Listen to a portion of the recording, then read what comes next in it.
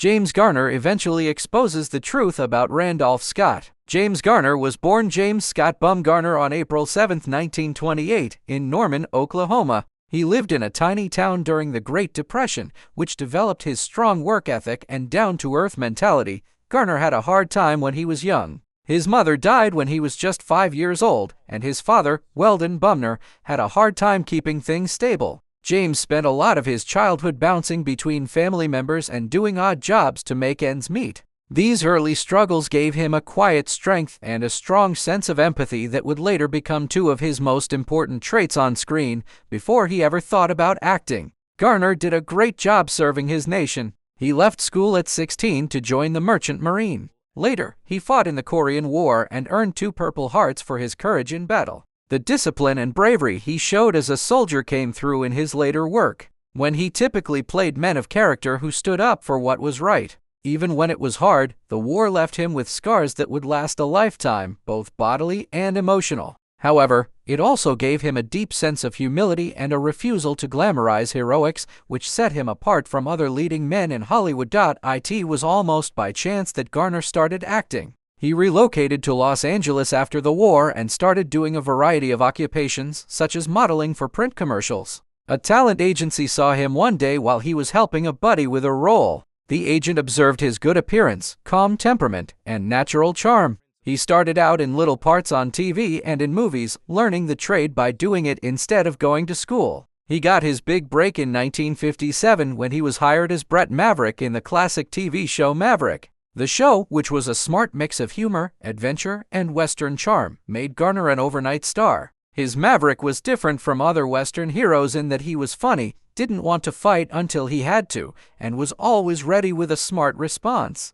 This was a lot like Garner's real-life demeanor. After the success of Maverick, James Garner was one of the biggest stars of the 1960s. He easily made the switch to movies, starring in a wide range of genres. From romantic comedies like The Thrill of It All 1963 and Move Over Darling 1963 with Doris Day to war epics like The Great Escape 1963, where he held his own with Steve McQueen. Garner's easygoing charisma made him easy for people to relate to, and his subtle emotional depth gained him praise from critics. He didn't fall into the Hollywood ego trap like a lot of his peers did. Instead, he chose a more down-to-earth and honest way to be famous. People at work often called him a true gentleman who was professional, friendly, and refreshingly humble.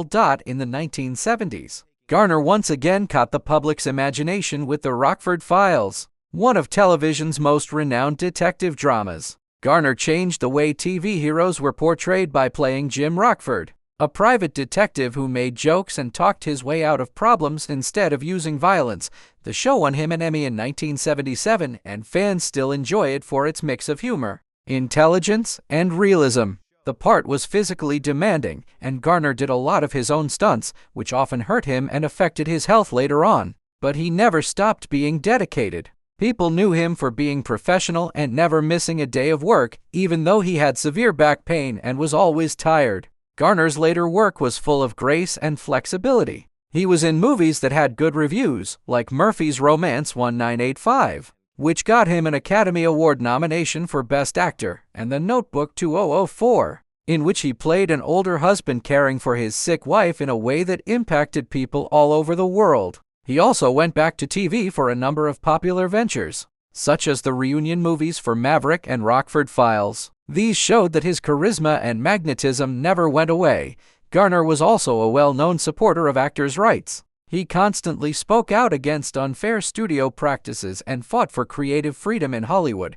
James Garner's personal life was full with love stories that lasted a long time and showed the same warmth, steadfastness, and quiet fortitude that fans loved about him on film. He only married Lois Josephine Fleckman Clark, a lively and charming woman who would be his partner for almost 6 decades. It was like something out of a Hollywood movie when they met. Garner met Lois at a party in 1956, and from the first night they were together, they clicked. Later, he said that he was completely taken with her vitality and spirit. "We went to dinner every night for 14 nights, he said. "I was just crazy over her." Their courtship was short but very intense. They got married on August 17, 1956, barely 16 days after they met. People didn't always believe that whirlwind romances would last, but their marriage did and was quite long-lasting. Garner used to joke that he spent $77 on their honeymoon, saying with his usual humor, "It about broke me." That rude,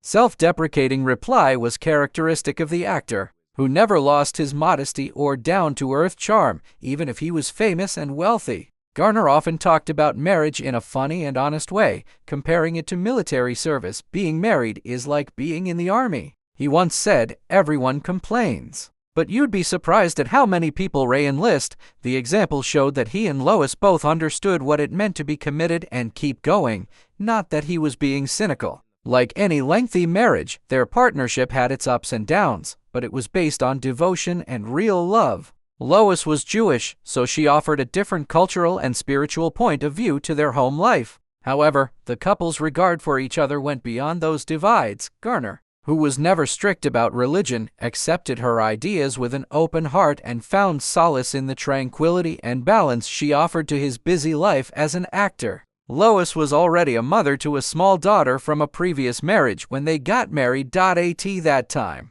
her daughter Kim was 9 years old and getting better from polio, a condition that had caused problems for many kids her age. Garner took on the position of stepfather with care and understanding, bringing stability and affection to both Lois and her kid. It was one of the many things about him that showed how nice he was in real life, just like in his roles. He never wanted praise for his good efforts, but people who knew him well regularly talked about how generous and responsible he was. Garner and Lois had their own daughter, Greta She Garner, on January 4, 1958. She would go on to become a successful person in her own right, working as a producer and a philanthropist. Garner's profound love for his family was clear throughout his life. He often talked about his kids with pride and love. The Garners' marriage lasted for almost 58 years, which is a remarkable thing in Hollywood, where stardom, extended separations, and public scrutiny can sometimes break up couples. But their life together wasn't always smooth. The pair was apart for 2 years. The first time for 3 months in 1970 and the second time for a lengthier time in 1979. Garner said that both he and Lois needed space to grow as people while they were separated, but he never felt like their link had really been destroyed. He once commented, "We just needed a little space, but we always found our way back." The pair got back together in September 1981, true to his word, and promised to stay together. James Garner didn't often say bad things about other people during his long and distinguished career in Hollywood. He was known for being charming and easygoing, and he didn't like being in the middle of the drama that often happened in the movie business. But when Randolph Scott came up in later interviews, Garner shocked a lot of people with how honest he was. Garner reportedly stated that Randolph Scott was one of the most reclusive and misunderstood people in Hollywood. People assumed they knew him because of how he looked on film.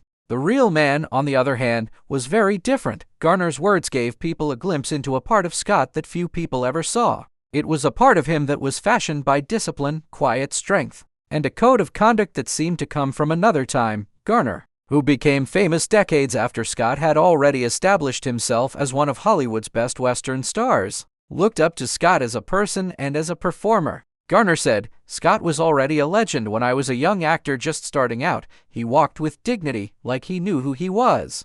There was no acting or putting on a show. It was just a real sense of being." Garner said that Scott didn't need to shout or make big gestures to get people to appreciate him. His quiet assurance and subtle strength were enough to take over any situation. Garner thought that Scott was an example of machismo that was going out of style in Hollywood. A man with few words but a lot of integrity. His deeds spoke more louder than his fame ever could, but Garner didn't hold back from saying that Scott was also a mysterious man. He kept his personal life to himself. He said, "No one really knew what was going on behind that calm face. Even after working with him for months, you could not feel like you really knew him." Garner thought that this level of privacy may occasionally cause problems. Scott's personal life, relationships, and perceived aloofness were often the subject of rumors, but Garner didn't believe most of them. Garner said, "People made up stories because he didn't give them anything real to talk about. He didn't play the Hollywood game or try to get attention or fame. He was happy to let his work speak for itself." Garner also liked how professional Scott was on set. He was on time, understood his lines, and was kind to everyone, from the director to the staff. That may sound easy, But that kind of consistency is hard to find in Hollywood, Garner remarked. Scott thought it was important to perform the job well every time.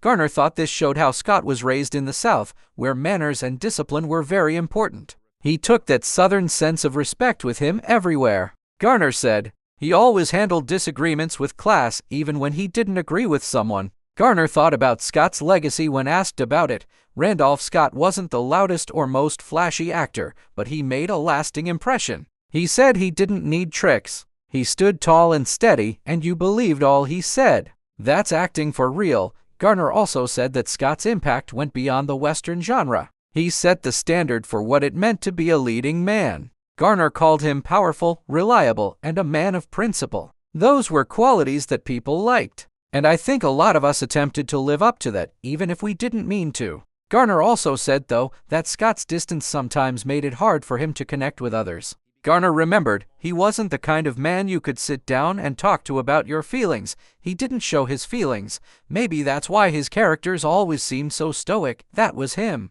But Garner didn't think this was a bad thing. He thought it was a part of Scott's realness instead. He didn't act like he was open or emotional just to make people happy. Garner said he was who he was. And I really admired that. Garner's statements about Randolph Scott were not just a compliment, but they also revealed something about him. Garner said that if he had to pick one word to characterize him, it would be steadfast. He didn't adapt with the times or give in to pressure. He always followed his own rules and never broke them. Those statements meant a lot coming from James Garner, who was known for being honest and humble. Garner's rare look into Scott's character reminded people that the austere cowboy on the silver screen was a guy of great discipline, dignity, and depth. A real Hollywood original whose quiet strength inspired many for years to come. James Garner died in 2014, which was quite sad because it was so near to what would have been his and Lois Clark's 58th wedding anniversary. It was one of Hollywood's longest-lasting love tales. His death at that time brought a sad aspect to the story since it showed how deep their relationship was after over 6 decades, which is unique in an industry where relationships are generally short-lived and marriages end. Garner and Lois had a strong link that could handle the ups and downs of fame, the stress of being in the public eye all the time, and the passage of time itself. They got married in 1956 after only 2 weeks of dating. Their relationship showed that love can last and that sometimes two people just know when they meet. Garner regularly talked about Lois with love in interviews, calling her the love of his life. People who knew the pair said that even while he had a gruff, carefree persona on film, he was completely dedicated to her when no one was looking. Even though Garner's health got worse as he got older, Lois was always there for him, taking care of him quietly and lovingly at their house in Brentwood and keeping his privacy safe from the outside world. Lois would always feel the loss of James Garner, who died on July 19, 2014, at the age of 86. She survived for 7 more years, but people who knew her well say she never really got over losing him. Lois's partner, confidant, and friend through the good times and bad times of life was gone, and the stillness he left behind spoke a lot. It was said that her days got peaceful and filled with happy recollections of their travels together, from his early TV hits like Maverick and the Rockford Files to his later movie successes. She was always happy to stay in the background and let her husband shine, but others who knew them thought she was the most stable person in his life. Garner himself once said that Lois's calmness balanced out his occasionally fiery demeanor, and that her groundedness was a key part of why their marriage worked so well.